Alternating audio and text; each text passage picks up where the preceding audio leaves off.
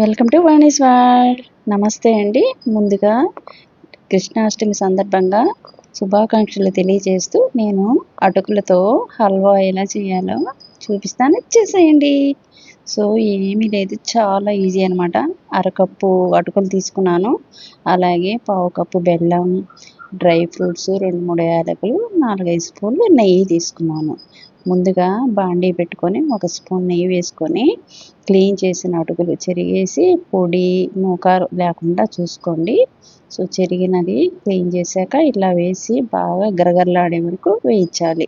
ఆ నెయ్యి అంతా పీల్చేస్తుంది కదా, 2 మినిట్స్ పడుతుంది. గరగరలాడాక ఇప్పుడు 2 గ్లాసుల వాటర్ పోసాను అనమాట. మామూలు వాటరే, హాట్ వాటర్ కాదు, నార్మల్ వాటర్ పోసేసి లో టు మీడియం ఫ్లేమ్ పెట్టుకుంటూ మూత పెట్టి ఉడికిచ్చేసుకోండి. అది ఉడికేలోపు మనం డ్రై ఫ్రూట్స్ రెడీగా ఉంది కదా, 2 స్పూన్స్ నెయ్యి వేసుకొని బాగా ఫ్రై చేసేసుకొని దానిని పక్కన పెట్టేసుకోవాలి. ఈలోపు ఇది బాగానే దగ్గర పడి ఉడికిపోయింది అటుకులు. సో ఇలా ఉండగానే మనం యాలకులు ఉంటాయి కదా, అవి కూడా వేసేసుకుందాం అనమాట. వేసేసుకొని అట్లాగే తురిమి పెట్టుకున్న బెల్లం అది కూడా పావు కప్పు వేసేసాను. చక్కెర కన్నా బెల్లం అయితే హల్వా టేస్ట్ చాలా బాగుంటుంది అనమాట, అందుకని బెల్లం వేస్తున్నాను.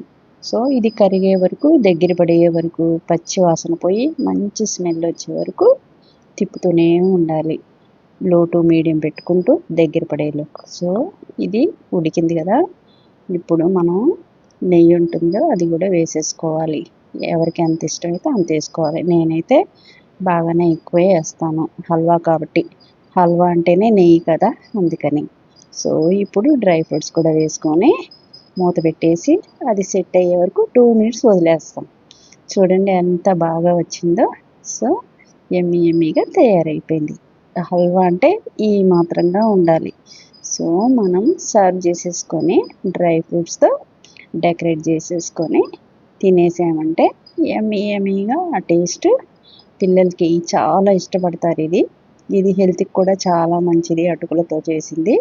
బెల్లంలో కూడా ఐరన్ ఉంటుంది కాబట్టి కంపల్సరీగా పిల్లలకి పెట్టాల్సిన రెసిపీస్.